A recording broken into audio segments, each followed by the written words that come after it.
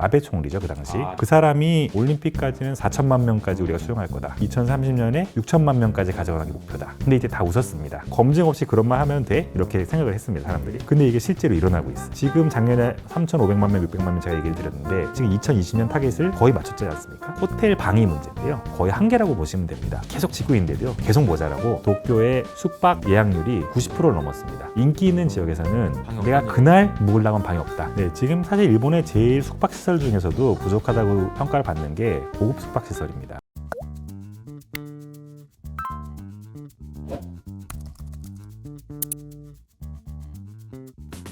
안녕하세요, 이효석입니다. 자, 오늘은요 아서디 리틀의 김종훈 파트너님 모셨습니다. 안녕하세요. 안녕하세요. 저희 채널은 처음이시고 네. 유튜브 출연도 처음이시죠? 처음입니다.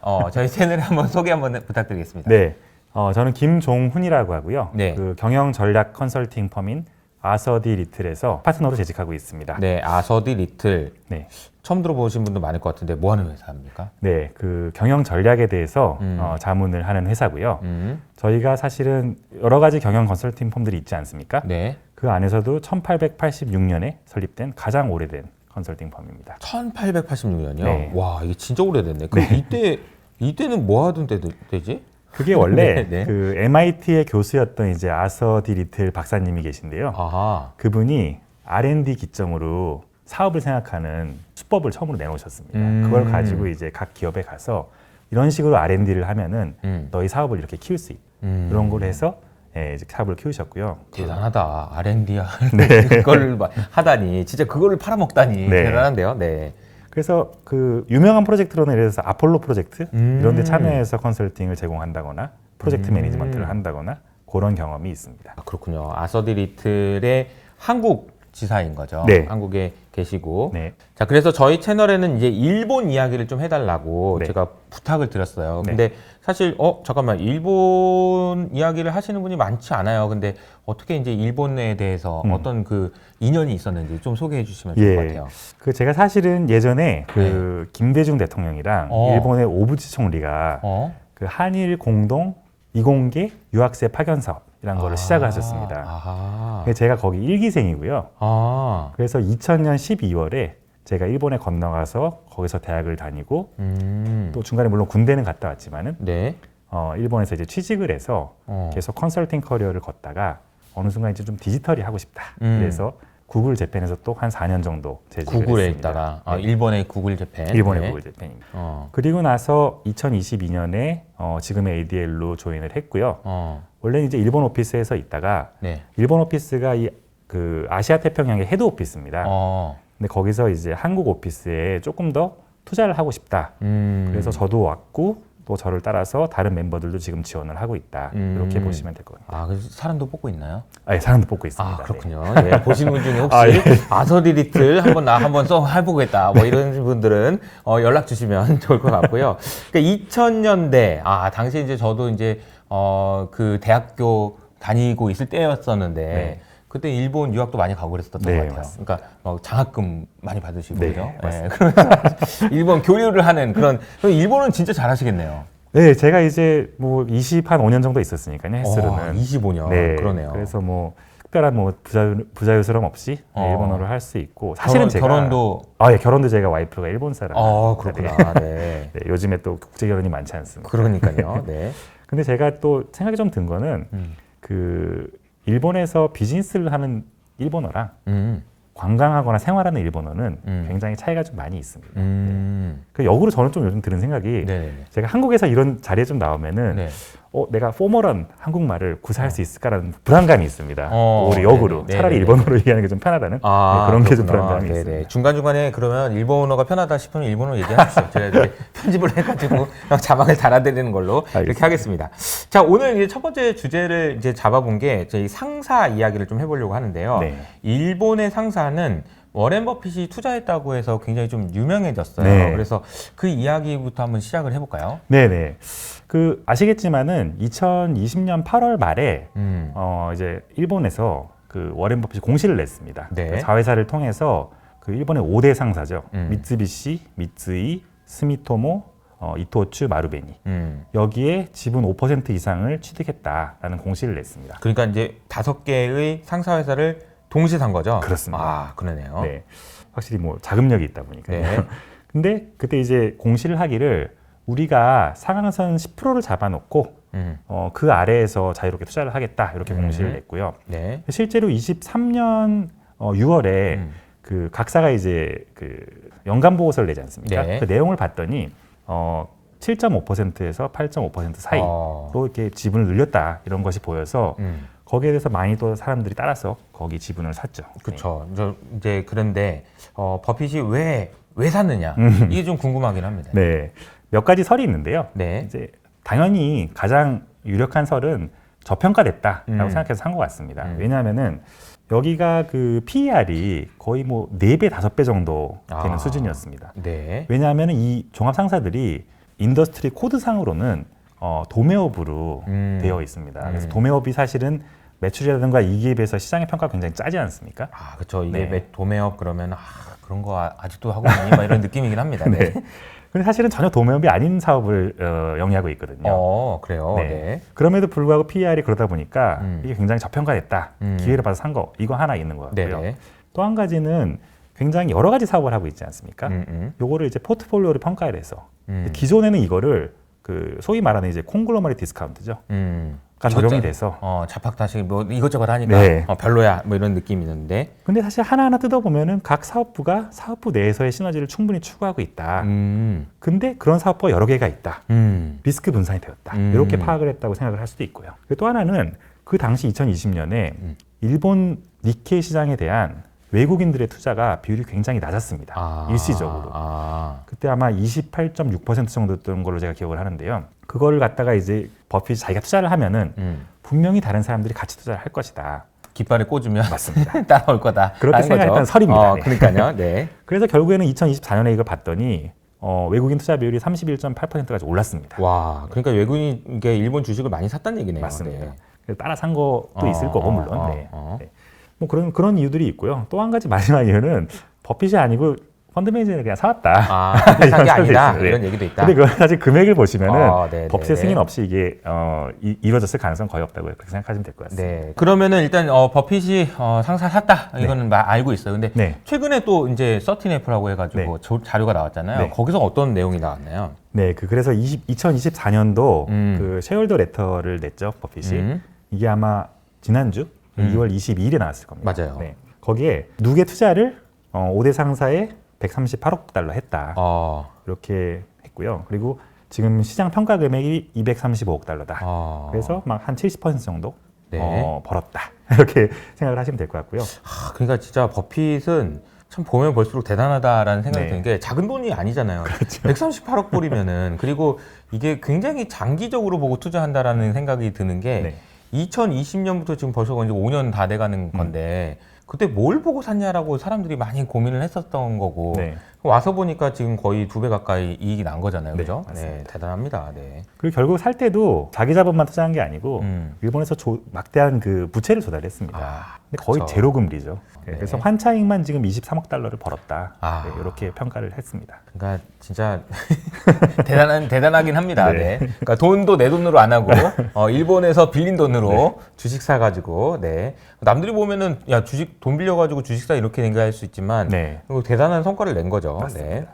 네. 처음에 이제 10%의 상한선을 정했다고 하지 않았습니까? 맞아요. 근데 이번 쉐어홀더 레터에서 말하기를 요거를 더 올릴 수 있다는 거를 각사랑 합의를 했다. 네. 그래서 앞으로도 더 공격적으로 투자를 하겠다라는 거를 살짝 내비쳤다. 이렇게 보시면 될 것 같습니다. 그러니까 이제 뭐 살래 안 살래 난 계속 살 건데 네. 뭐 이런 느낌이네요.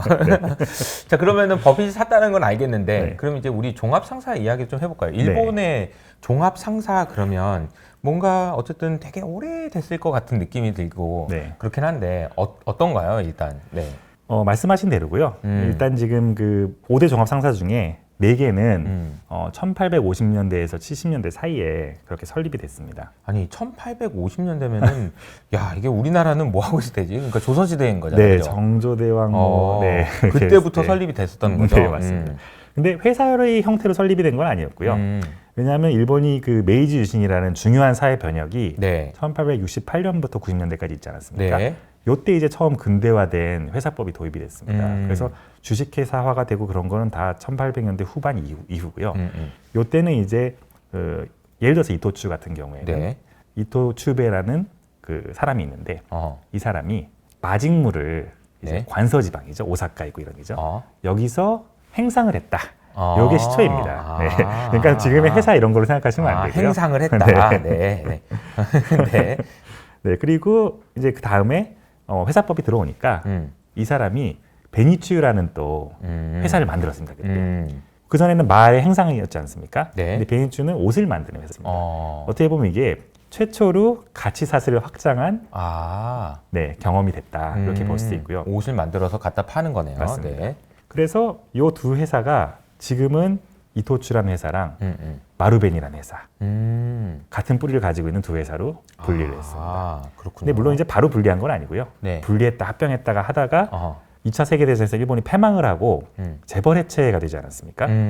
그때 해체돼서 따로따로의 각자의 길을 가게 됐다. 이렇게 보시면 됐습니다. 이런 네. 재미있는 스토리가 사실 각사마다 다 있습니다. 그러네요. 어쨌든 굉장히 오래된 역사를 가지고 있는 종합 상사인데 주로 이제 어떤 일들을 하는 회사들이에요?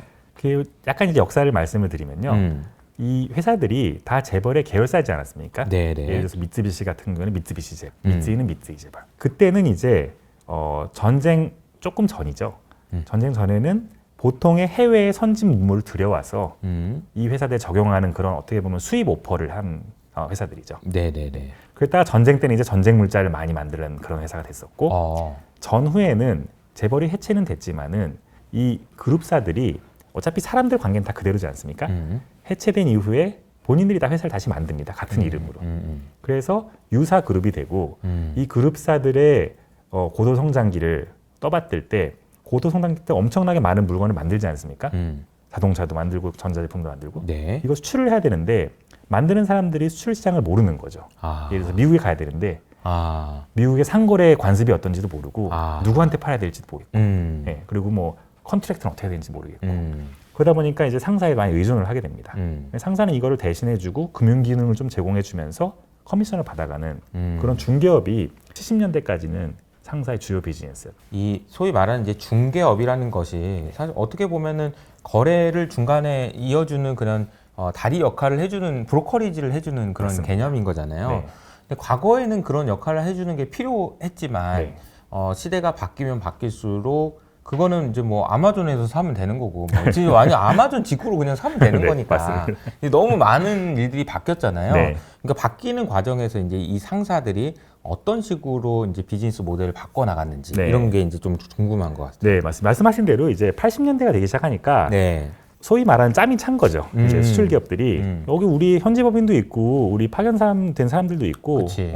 그다음에 AS를 하지 않습니까? 네. AS망이 있으면 시장 이해가 굉장히 높아지거든요. 아, 그러니까 시장이 우리도 이해를 할 수 있다. 그 그렇게 필요 하다 보니까 없다. 필요 이런 거죠. 없다. 이게 하나 있었고요. 또 한 가지는 엔고가 되면 엔고가 굉장히 이제 플라자비 되면서 올라가지 그쵸. 않았습니까? 네. 엔화가 강세가 됐죠. 그렇죠. 2배 올랐습니다. 네. 그래가지고 가격 경쟁력이 이제 없어진 거죠. 수출 그러면은- 못 하는구나. 이제. 그렇죠. 코스트를 깎아야 되는데 네. 커미션 그거 제일 먼저 깎아야 해서 그러네요. 네, 지금까지는 그러네요. 했죠. 그러네요. 더 큰 문제는 이제 80년대가 됐으니까는 전쟁 끝나고 30년, 40년 지나지 않았습니까? 아까 전에 제가 재벌 해체가 됐다고 했을 때 중핵이 되는 인물들은 20대, 30대였을 거란 말이죠. 근데 30년, 40년이 이제 지났으니까 이분들이 다 은퇴를 하실 거 아닙니까? 그럼 새 경영진들은 어떻게 할까요? 이게 나 모르는 사람이고 우리 자본 관계도 없는데 내가 왜 얘 통해서 비즈니스 해야 되지? 이렇게 생각하지 않겠습니까? 그러네요. 그래서 거래가 많이 끊겼습니다. 아하. 그러다 보니까 그 계속 쇠퇴를 하던 중이었는데. 네. 네. 그럼 어떻게 됐어요? 그러니까 당연히 이 회사들이 그대로는 있을 수 없죠. 회사가 망할 판이니까. 그렇죠. 네. 그러다 보니까는 근데 대신에 이 회사들이 가진 중요한 자산이 두 가지가 있었는데 네. 한 가지는 사람입니다. 2024년에 일본의 상장사 평균 연봉이 있습니다. 그 표를 보시면은 탑 10 안에 네 가지 회사 들어 있습니다. 5개 회사 중에 4개가 들어 있고 제일 연봉이 낮은 스미토모 상사도 11위에 랭크가 되어 있습니다. 일단 상사에는 연봉을 많이 받는 사람이 많다는 거네요. 맞습니다. 네. 근데 이게 지금만 그런 게 아니라 30년 전에도 마찬가지였어요. 그러다 보니까 유능한 인재가 상사에는 많이 포진이 되어 있고 그게 굉장히 강력한 자산 중에 하나였고요. 네. 또 한 가지는 이 상사 비즈니스가 그동안 굉장히 매출은 컸는데 사실 고정비가 거의 안 드는 비즈니스이지 않습니까? 인건비 정도밖에는. 네. 네, 그리고 뭐 사무실 유지비 정도. 그러다 보니까는 신용도가 굉장히 높았습니다. 그래서 어느 정도로 높냐면은 지금도 마찬가지인데요. 그 2024년에 미쓰비시 상사 5대 상사 중에 제일 필두죠. 여기가 회사채를 발행을 했는데 10년 만기입니다. 10년 만기인데 이율이 1.054%밖에 안 돼요. 그 정도로 이제 신용이 좋다 보니까 자금을 끌어다 쓰기가 좋은 거죠. 이 두 가지 강점을 가지고 그리고 그동안에 했던 중개 비즈니스에서 널리지가 많이 쌓였을 거 아닙니까? 그쵸. 네. 그거를 이제 활용을 해서 그럼 우리가 직접 투자를 해야겠다. 네. 이렇게 변한 거죠. 야, 그렇군요. 이게 지금 아까 얘기하다가 이게 어디로 갈까 고민하고 있었는데 네. 사람을 잘 써가지고 결국은 돈 빌려서 투자했다 이런 얘기인 건데 맞습니다. 사실 돈 빌려서 투자했다 그러면 아까 이제 버핏도 일본에서 돈 빌려가지고 상사 주식 샀어요. 네. 그러니까 이거 보면 이거 망하려고 그러냐라고 생각하겠지만 진짜 잘하는 인재고 볼 수 있는 능력이 있으면 이것만큼 좋은 이제 전략이 어디 있어요? 이게 내 돈도 아니고 이율도 지금 1%로 돈을 빌려가지고 투자한다니 네. 이게 지금 얼마나 못하는 비즈니스입니까?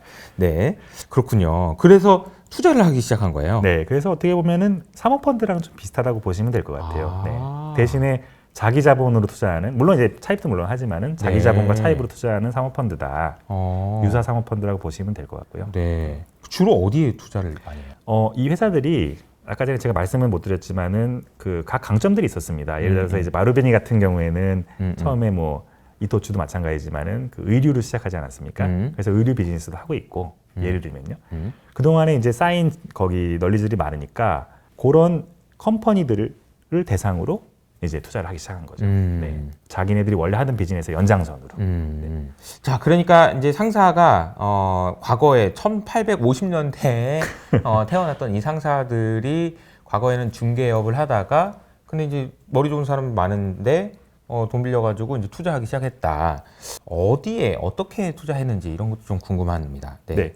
네. 기본적으로는 이제 그 아까 전에 사람과 돈이라고 하지 않았습니까? 사람이 뭐냐면은 결국 축적된 지식이거든요. 네. 그거를 활용하기 위해서 기존에 예를 들어서 그 수출 중개를 했던 비즈니스의 연장선에서 기존에 예를 들어서 자동차를 팔았었다면은 중고차 비즈니스에 들어간다든가 또는 그 전단에 부품 비즈니스에 들어간다든가 이런 식으로 많이 확장을 했습니다. 네.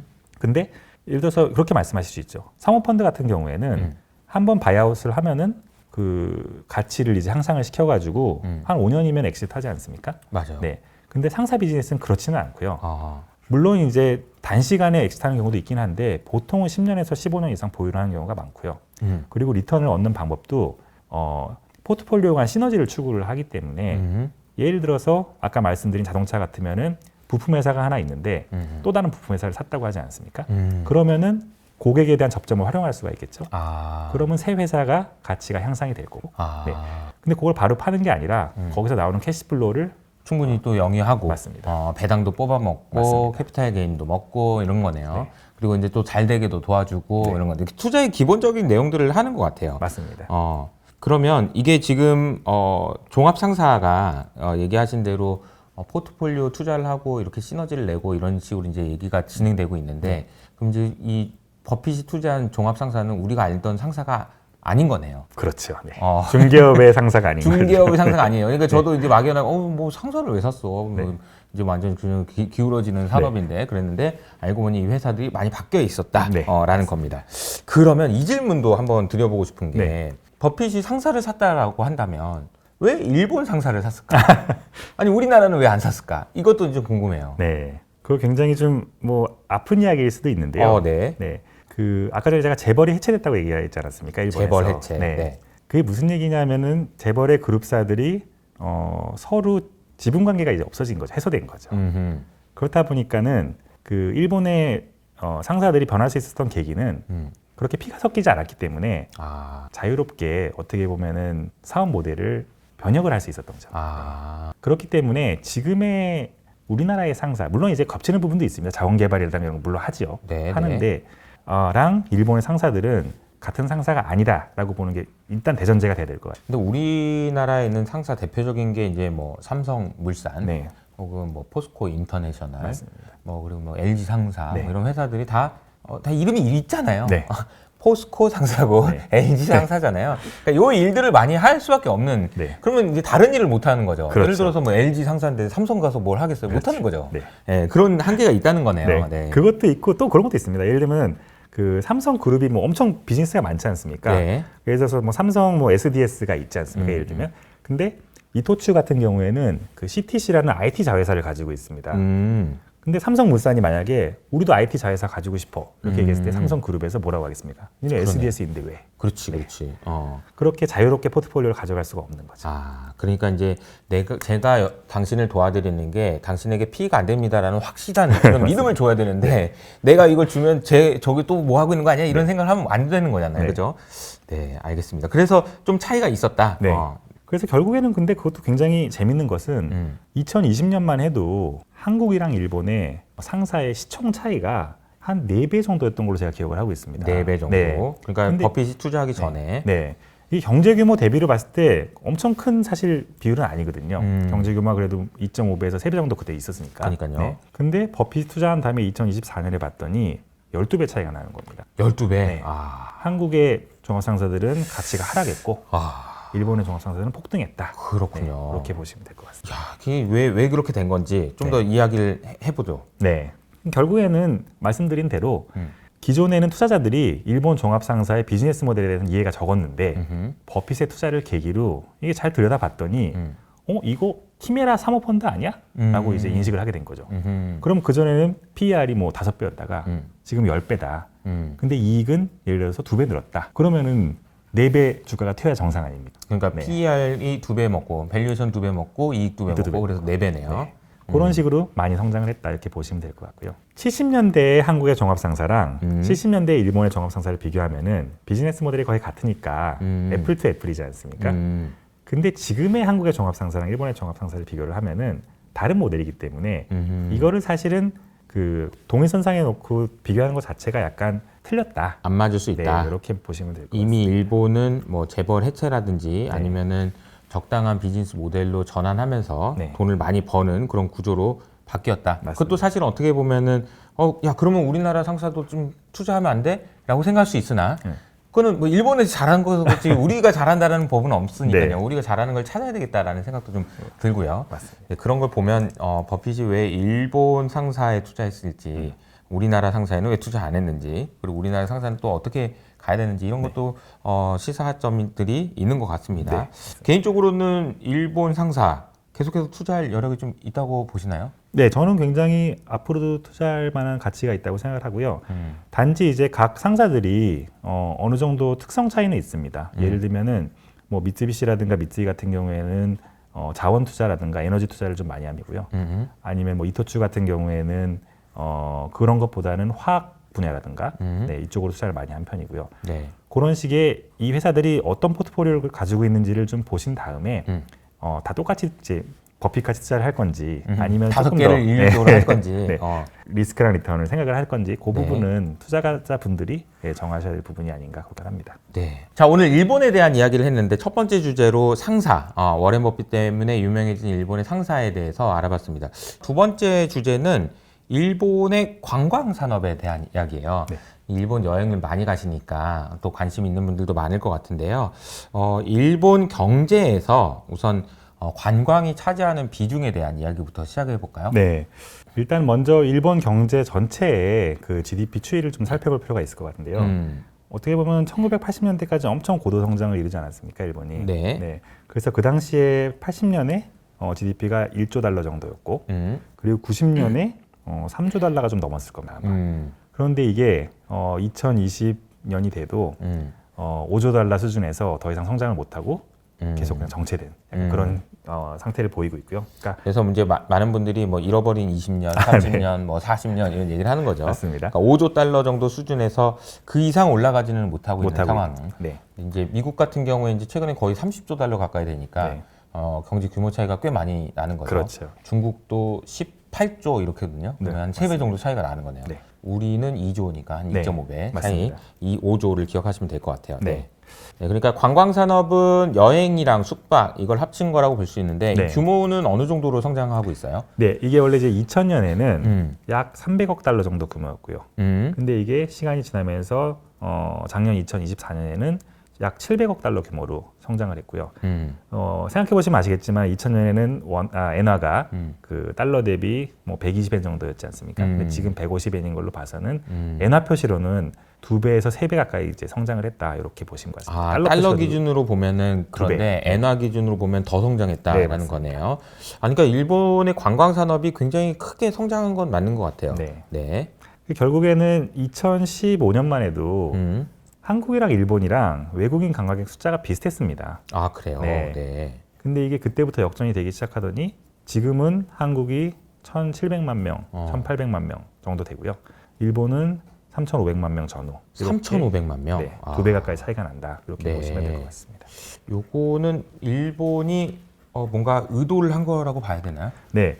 그러니까 일본이 이제 인구 구조 자체가 고령화가 많이 진행이 되고 더 이상 이제 경제에 활력이 없다 보니까 이거 우리 힘만 가지고는 안 되겠다. 외국에서 오는 손님을 받아야겠다라고 해서 2006년에 그 관광진흥법을 개정을 했습니다. 2006년에. 네. 그래서 관광 입국이라 그래서 입국이라는 게 이제 나라를 세운다는 입국이죠. 네. 입국이 그 나라에 들어가는 게 아니고 아니고 네. 나라를 세운다. 네. 그 예전에는 기술 입국, 제조업 입국 이런 얘기를 했었거든요. 네네. 근데 관광 입국이라는 얘기를 하면서 관광으로 나라를 세운다. 맞습니다. 이런 거네요. 네. 네. 그러다 보니까는 법이 생기고 나면 이제 법에 예산이 붙죠. 그래서 각종 인프라를 이제 개선을 한다던가 그리고 관광 자원에 투자를 한다던가 이런 부분을 많이 신경을 썼고요. 그래서 아까 말씀드린 대로 2000년에는 네. GDP에서 이 관광 산업이 차지하는 비중이 0.6%였습니다. 미미했군요. 네. 근데 이게 2024년에는 1.6에서 1.7% 정도, 2배 이상 성장을 했고요. 네. 그러다 보니까는 지금은 굉장히 중요한 산업 중에 하나가 됐죠. 그러니까 일본 경제를 보면 네. 이제 성장 동력이 조금 둔화된다라는 얘기 많고 네.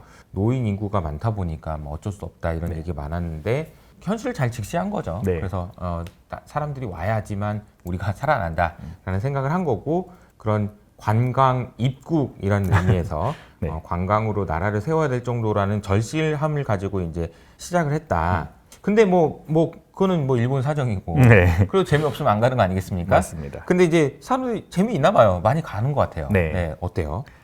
몇 가지 이제 얘기가 있는데요. 그 한 가지는 아까 전에 제가 3,500만 명, 600만 명 이렇게 말씀드리지 않았습니까? 네네. 이 중에 4분의 1이 한국 사람입니다, 사실은. 4분의 1이? 네. 4분의 1이 넘죠. 28% 정도가 이제 한국 사람인데 왜 한국 분들이 이렇게 일본에 많이 가는지 요거에 이제 좀 재밌는 주제인데요. 이제 제일 큰 거 하나는 물가가 완전 역전이 됐습니다. 물가가 네. 이제 어느 정도로 역전이 됐냐면은 결국에는 먹고 마시는 거, 음식이 굉장히 관광의 큰 비중 중에 하나지 않습니까? 네. 그 저렴한 음식, 저렴한 식당 이런 부분에서는 일본이 한국보다 19% 정도 낮다, 싸다. 이렇게 20% 가까이 싸네요. 네. 그리고 파인다인에 있어서는 13% 정도 저렴하다. 이렇게 보시면 될 것 같아요. 통계상. 그리고 빅맥 지수죠. 네네. 이것도 한국이 4.2달러, 일본이 3.2달러, 20% 정도 차이 납니다. 와, 그러니까 일본이 확실히 싸네. 쌉니다. 그러니까 이제 먹으러 일본 간다는 얘기가 그냥 하는 말이 아니네요. 네, 맞습니다. 네. 그리고 사실은 일본의 그 먹거리가 굉장히 품질이 좋은 걸로 세계에서도 유명하고요. 네. 아시겠지만은 그 미슐랭 가이드가 있지 않습니까? 네네네네. 미슐랭 가이드를 보면은 파리보다 도쿄가 별 숫자가 더 많습니다. 네. 아, 그래요? 네. 어. 제가 뭐 일본을 뭐 지금 뭐 선전하려고 하는 건 전혀 아니고요. 네, 현실이 네, 그렇습니다. 네. 네, 현실이 그렇다. 네. 알겠습니다. 그러니까 지금 과거보다 이제 그 물가라든지 네. 환율이라든지 이런 부분들이 우호적이었는데 뭐 맛있는 것도 많은데 싸다. 네, 그리고 맞습니다. 특히나 저가 음식 같은 경우는 20%나 싸다니까 네. 차이가 많이 나긴 하네요. 네, 맞습니다. 그리고 또 한 가지는 아까 전에 말씀드렸잖아요. 4분의 1이 이제 한국 분들이다. 근데 그 중에 80% 이상은 재방문입니다. 재방문. 네. 이게 어떤 의미가 있을까요? 처음 일본을 간 게 아니라 두 번째, 세 번째, 네 번째 간 분들이 80% 이상이다. 네, 그렇게 보시면 될 것 같습니다. 사실 이제 우리가 사업을 할 때도 항상 그게 제일 중요하잖아요. 네. 쓴 사람이 또 써야지. 맞습니다. 언제 또 새로운 사람을 부르기는 어렵잖아요. 네. 그러니까 그 사람이 계속 가는 게 중요한 건데 네. 일본의 관광은 뭔가 한번 갔던 사람이 그만 가는 게 아니고 또 간다는 맞습니다. 얘기고 그러니까 뭔가 매력이 있으니까 그런 거일 텐데 뭐가 어떤 매력이 있길래 그런 거예요? 물론 몇 가지가 있을 텐데요. 일단 일본은 그 지방색이 굉장히 독특합니다. 지방색이. 네. 아시겠지만은 그 일본의 각 지방은 봉건제였지 않습니까? 네. 물론 이제 소위 말하는 일왕이죠. 그 천황이라고 해야 되나? 일왕이 있죠. 이 사람이 있고 이 사람은 상징적인 존재고 그 밑에 그 쇼군이 있고 다이묘들이 각 지방에서 쇼군을 대리해서 통치하는 그런 봉건제였습니다. 그러다 보니까는 서류의 교류가 그렇게까지 많지 않았고 그 지방 특색이 많은 그런 지방들이 많이 발전을 한 거. 요게 한 가지 있는 거고요. 네. 또 한 가지는 그 대한민국에 인구 100만 명 이상 도시가 몇 개인지 아십니까? 100만 명? 네. 많지는 않을 것 같은데. 네. 11개 있습니다. 11개예요? 네. 그럼 일본은 몇 개나 있을 것 같으십니까? 좀 더 많겠죠? 네. 인구가 2.5배니까 한 20개 있을 것 같지 않습니까? 네네네. 근데 12개밖에 없습니다. 그러니까 일본에서 100만 명 이상 인구를 가진 도시가 12개밖에 없다. 맞습니다. 근데 역으로 5만 명 이상 도시를 5만 명. 보면은 대한민국에는 100개 있습니다. 109개 네. 있고 정확히. 네. 일본에는 400개가 넘게 있습니다. 아. 더 고르게 퍼져 있다. 이렇게 보시면 될 것 같습니다. 사실 이제 그 100만 개 이상이라고 얘기를 하긴 했지만 이제 서울에 네. 그리고 이제 이쪽에 너무 집중화돼 있다 보니까 맞습니다. 5만 명이 채 안 되는 도시들이 너무 많기 때문에 이제 이런 일이 생기는 거겠죠. 네. 근데 일본은 5만 명이 이상 살고 있는 그러니까 어느 정도 이게 도시라고 얘기할 수 있는 네. 그런 곳이 여전히 지금 400개나 있다는 거네요. 맞습니다. 어. 그리고 또 한 가지는 그 결과긴 한데요. 결국엔 지방색이 크고 또 인구가 웬만큼 인프라가 되는 도시들이 온갖 지방에 퍼져 있으니까 네. 가볼 데가 많지 않습니까? 그러니까 이제 그렇게 돼 있으면 가볼 만한 곳이 많다는 얘기니까 네, 그만큼. 그렇죠. 네. 뭐 일례로 뭐 예를 들어서 오키나와가 이제 예를 들면은 그 2차 대전 이후에 일본에 병합이 되지 않았습니까? 그래가지고는 완전 다른 나라라고 보시면 돼요. 오키나와는 말도 좀 다르고, 네. 그리고 오키나와 사람들은 자기들이 일본이라고 생각 안 합니다. 그래요. 네. 그 일본 국가가 이제 기미가요라는 국가가 있는데, 네네네. 뭐 제가 뭐 디스하는 게 아니라 들으면 되게 졸린 노래가 있거든요. 네네네. 그런 노래가 있는데. 그걸 부를 때 이제 일본 사람들은 다 기립해 있지 않습니까? 근데 오키나와 사람들은 기립 안 합니다. 앉아 있어요. 네. 학교에서도 안 부릅니다. 그래요. 네. 오키나와는. 네.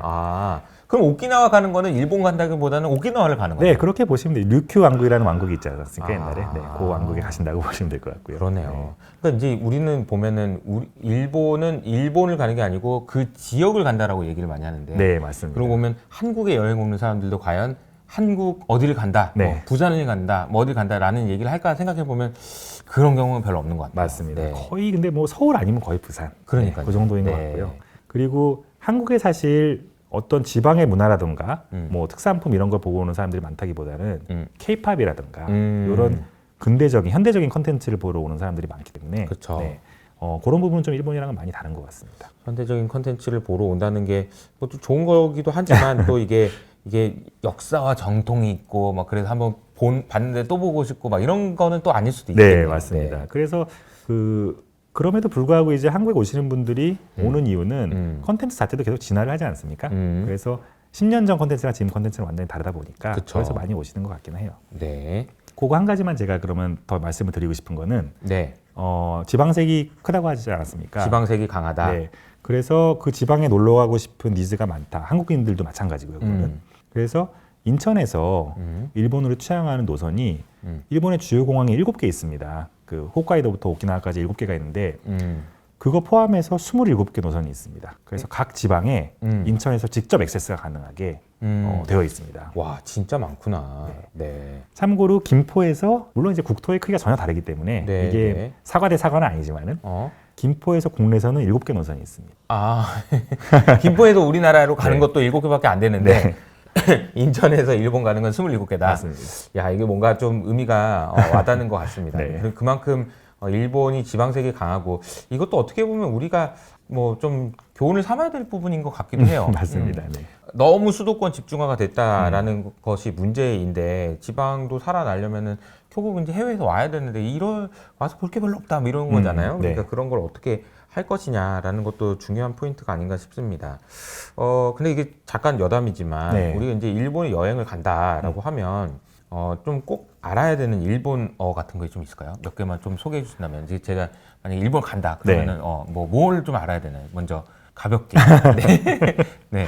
좀 바보 같기는 한데요. 네. 일단은 스미마생 이제 스미마생. 네, 스미마생이 뭐죠? 스미마생. 미안합니다. 실례합니다. 뭐 그 말을 많이 해야 돼요? 그렇죠. 왜요? 예를 들면은 네. 굉장히 재밌는 에피소드가 있는데요. 네네네. 제가 지하철을 타고 가는데 네. 옆에 계신 학생이 어. 그 핸드폰을 떨어뜨리더라고요. 그래서 제가 네. 그거를 이렇게 주워드렸습니다. 네네네. 그럼 저희 같으면 고맙습니다 이렇게 말을 할 것 같지 않습니까? 네, 그렇죠. 이제 제가 떨어뜨렸는데 주워주면. 네. 네, 그렇죠. 근데 스미마생이라고 얘기를 하더라고요. 받는 사람이. 네. 미안합니다. 네, 내가 당신한테 줍는 수고를 하게 해서 미안하다. 어. 네. 약간 그렇게 마인드가 약간 다른 것 같아요. 그러니까 일단 일본 갈 때는 스미마생이라는 이게 얘기를 굉장히 중요한 것 같습니다. 스미마생. 네, 알겠습니다. 네, 그리고 꿀팁입니다. 또 인사를 할 때는 또 뭐라고 해야 돼요? 인사는 이제 아침 인사, 점심 인사, 저녁 인사가 있죠. 네네네. 네, 오하요 고자이마스. 이게 고자이마스, 아침 인사고요. 와이오 고자이마스. 네. 그리고 점심 인사 곤니치와. 곤니치와. 네. 네. 저녁 인사 곤방와. 근데 이게 시간이 예를 네. 들어서 한 10시, 11시쯤이야. 그러면 이거 뭐라고 해야 돼요? 오하요로 해야 돼요? 곤방을 해야 돼요? 네. 시간대를. 그 굉장히 애매한데요. 굉장히 네, 그럴 것 당연히 같아요. 정해진 건 없는데요. 네네. 제 감각은 그렇습니다. 어. 예를 들어 제가 일로 만나는 사람이잖아요. 네네. 그럼 오전이면 거의 오하요 고자이마스라고 합니다. 오전이면. 네, 오전이면. 네. 그리고 점심을 먹고 나면 100% 곤니치와라고 합니다. 네. 어. 곤방와는 해가 지고 나면 곤방와라고. 네. 그럼 근데 이거는 근데 우리나라는 그냥 안녕 하면 되는 건데 네. 이게 다 다르게 하네요, 네, 그죠? 그러게 말입니다. 그런 특징이 좀 있습니다. 네. 일본 그리고 이제 스미마생. 네. 네. 너무 그 갑작스럽게 질문을 드려서 스미마생. 네. 수고를 드려서 죄송합니다. 이런 얘기를 해보고 자 그러면은 일본 이제 관광에 대한 이야기를 하고 있는데 네. 일본이 관광으로 나라를 세운다라는 네. 그런 대단한 그런 그 야망을 가지고 시작했는데 네, 맞습니다. 얼마나 더 늘릴 생각을 가지고 있어요? 그게 지금은 이제 고인이 됐지만은 2016년에 그 아베 총리죠 그 당시. 네. 그 사람이 작년에 우리 1년 동안 관광객이 2천만 명이었다. 근데 2020년에 올림픽 있지 않습니까? 네네네. 올림픽까지는 4천만 명까지 우리가 수용할 거다. 어허. 목표는 2030년에 6천만 명까지 가져가는 게 목표다. 음. 근데 이제 다 웃었습니다. 라는 얘기를 했을 때, 왜냐하면은 아니 지금 인프라가 없는데 그 우리 국제공항은 지금 수용할 수 있어? 나리타가 지금 굉장히 문제가 많거든요. 이 얘기는 제가 따로 좀 재밌는 얘기가 있는데 그런 얘기라든가 아니면 이제 숙박시설이 수용할 수 있어? 이런 거 검증 없이 그런 말 하면 돼? 이렇게 생각을 했습니다, 사람들이. 근데 이게 실제로 일어나고 있어. 네, 정말요? 네. 네. 어떻게 보면 지금 코로나로 한 4, 5년 정도는 잃어버린 시기 아닙니까? 그거를 삭제를 하고 보면은 지금 작년에 3,500만 명, 600만 명 제가 얘기를 드렸는데 들어왔다는 게 지금 2020년 타겟을 거의 맞췄지 않습니까? 네, 그렇게 생각하시면 될 것 같고요. 네. 그리고 2030년에는 1.5배를 더 받아서 6천만 명을 받겠다. 네. 6천만 명. 그렇게 얘기를 하고 네. 있죠. 네. 6천만 명이 이제 가려면 여러 가지 문제가 있을 네. 것 같아요. 가만 생각해봐도. 네. 맞습니다. 제일 큰 게 이제 공항이고요. 아. 네, 그 작년 1월에 제가 처가 이제 일본 사람인데 네네. 토야마라는 이제 시골에 살고 있습니다. 네. 그 부모님이. 네. 근데 거기 이제 부모님 댁에 갔다가 1월 2일이죠. 이렇게 돌아왔더니 그 시커먼 재가 공항에 있더라고요. 뭐예요? 그걸 봤더니 그 일본 항공 잘이죠. 잘기랑 일본의 그 해상보안청이라 그러는데 코스트가드죠. 네, 이 비행기가 충돌을 해서 네, 사람이 죽고 비행기가 전소한 그런 사건이 있었습니다. 네네네. 네, 그래서 요즘에 비행기가 많이 그런 것 같아요. 네. 국내에서도 그렇고. 네. 그 말씀하신 대로 지금 비행기 이용객이 너무 기하급수적으로 늘어나고 있어서 이게 더 이상 그 안전하게 그 관제를 할 수 없는 상황에 이른 게 아닌가라는 설이 있습니다. 지금 일본 항공 그 사고 조사도 마찬가지고요. 그렇군요. 요즘에 이제 워낙 많이 다니니까 네. 항공기는 부족하고 뭐 이런 네. 얘기네요. 네. 맞습니다. 그러니까 일단은 공항이 이제 문제고요. 네. 또 그리고 또 하나는 이제 그 호텔 방위 문제인데요. 방이 문제다. 네. 그 2020년대 초반에 일본의 호텔 객실, 호텔이랑 여관이죠. 료칸, 호텔 료칸 객실이 155만 개 정도 있었습니다. 155만 개. 네. 이거를 2020년에 올림픽을 하니까 우리가 수요를 늘려야겠다. 공급을 늘려야겠다. 수요가 많아지니까. 네. 라고 해서 178만 개까지 늘렸습니다, 지금. 네. 근데 생각보다 얼마 안 늘었잖아요. 맞아요, 10% 맞아요. 좀 넘게 늘었는데. 네, 네. 근데 이 속도가 거의 한계라고 보시면 됩니다. 왜냐하면은 한계다. 그 숙박시설을 만드는 게 그 토지 허가를 먼저 받아야 되고 어. 그리고 건물을 짓는데 일본 또 굉장히 오래 걸립니다. 네. 거기다가 그 지금 인테리어 공사도 자재가 부족해서 굉장히 뭐 시간이 끌린다 이런 부분 때문에 1년에 연평균으로 하면 1%가 채 안 되게 성장을 하고 있습니다. 그게. 1%. 네. 네. 근데 외국인은 음. 1.5배를 더 받겠다. 2,500만 명을 더 받겠다. 지금 그러고 있으니까 이게 현실성이 있는 얘기냐. 이런 얘기가 좀 나오고 있는 건 사실입니다. 더 짓긴 져야 되겠네요, 그러면. 계속 짓고 있는데도요. 계속 네. 모자라고. 계속 모자라고. 그 2024년 제일 이제 외국인들 많이 들어오는 4월, 5월. 요때 도쿄의 숙박 예약률이 90%를 넘었습니다. 와. 네. 작년에. 네. 아. 90% 넘었다는 얘기가 뭐냐면은 인기 있는 지역에서는 방이 내가 없다는 그날 묵으려고 하면 방이 없다. 이렇게 보시면 됩니다. 아, 그 정도로 이 사람들이 많고 북적북적하네요. 네. 그러니까 일본은 어쨌든 큰 변화들이 좀 있는 것 같아요. 네. 자, 그러면은 일본으로 여행 가는 거 이런 이야기를 했는데 네. 그러면 앞으로 좀 주목해봐야 될 이벤트가 있다면 어떤 게 있을까요? 네, 그 몇 가지 중요한 이벤트가 있는데요. 일단 2025년 4월에 그 오사카에서 엑스포가 열립니다. 그 유메시마라는 섬을 매립지인데요. 그 섬을 이제 이용해서 거기서 엑스포를 하고요. 아, 2025년 4월이면 금방 얼마 남았네요. 네. 네네. 한번 가보시는 것도 좋을 것 같은데 사람은 아마 네. 미어 터지게 많다고 그렇게 보시면 네, 될것 오사카. 같습니다. 네. 네. 네. 그거 말고도 뭐 후쿠오카에서 그 세계 수영 선수권 대회라든가 또 나고야에서 아시안 게임 이런 것들이 있는데요. 가장 중요한 거는 오사카 엑스포입니다. 아, 왜요? 이유가 그 엑스포가 끝나고 나면요. 네. 거기다가 그 1.2조엔 그러니까 우리나라 돈으로 11조에서 12조죠. 를 투자를 해서 복합 리조트를 세우기로 했습니다. 카지노 포함해서. 네. 그게 2030년에 개장을 하는데 그 미국의 이제 MGM 리조트 인터내셔널 유명하죠. 네. 네. 거기랑 일본의 오릭스라는 그 금융사가 있는데 여기가 합작을 해서 리딩을 하고 콘소시엄으로 20개 회사 이상이 참여를 해서 리조트 개발을 하기로 했습니다. 네. 엄청난 규모가 될 거고요. 여기가 아마 관광객을 빨아들이는 핵이 될 거다 이렇게 보고 있습니다. 야, 오사카가 좋아지겠네요. 오사카 더 복잡해지기 전에 한번 가봐야 되겠다는 생각도 좀 듭니다. 네. 알겠습니다. 자, 그러면은 오늘 이제 그 일본 여행에 대한 이야기를 했어요. 그래서 스미마생 이 얘기를 좀 들었고요. 근데 만약에 얘기를 들어보면 일본으로 여행을 가는 사람은 앞으로도 많아질 것 같아요. 그러니까 이제 여기도 가보고 저기도 가보고 하면 재방문도 많다고 하니. 근데 이제 그러면 우리가 이제 투자 관점에서 좀 아이디어가 있다면 뭐가 있을 수 있을까요? 네, 지금 사실 일본의 제일 숙박 시설 중에서도 부족하다고 평가를 받는 게 고급 숙박 시설입니다. 네.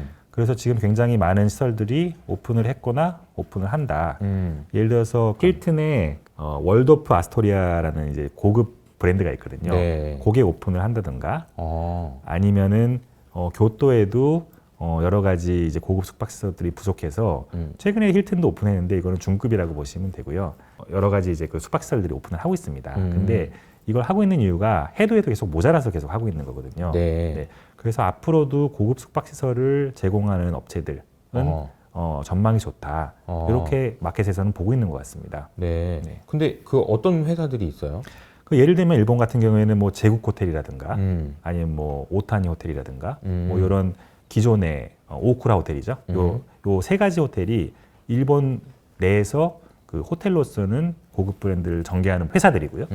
그리고 그거 말고도 리조트 개발이라고 하면 호시노 리조트 여기가 굉장히 유명하고요. 리조트를 개발하는 곳인가 보네요. 네, 맞습니다. 여기도 우리가 투자를 할 수 있는 건가요? 호시노 리조트 자체는 상장이 안 돼 있는데요. 여기서 리츠를 아마 상장한 걸로 제가 알고 있습니다. 아, 그럼 이 리츠 이런 거는 또 괜찮을 수 있겠네요. 네. 자, 오늘 아서리 리틀의 김종은 파트너님과 함께 일본 이야기했는데, 일본 이야기를 저희가 이제 다룬 적이 별로 없어요. 네. 근데 일본 이야기는 너무 재밌는 것 같습니다. 뭐 가깝고도 먼 나라고 뭔가 이기고 싶은데 뭔가 다른. 네. 그래서 오늘 상사와 여행 이야기를 했는데 또 다음에 또 좀 재밌는 이야기로 또 다시 인사드리도록 하겠습니다. 그러면 저희는 여기서 인사드릴게요. 감사합니다.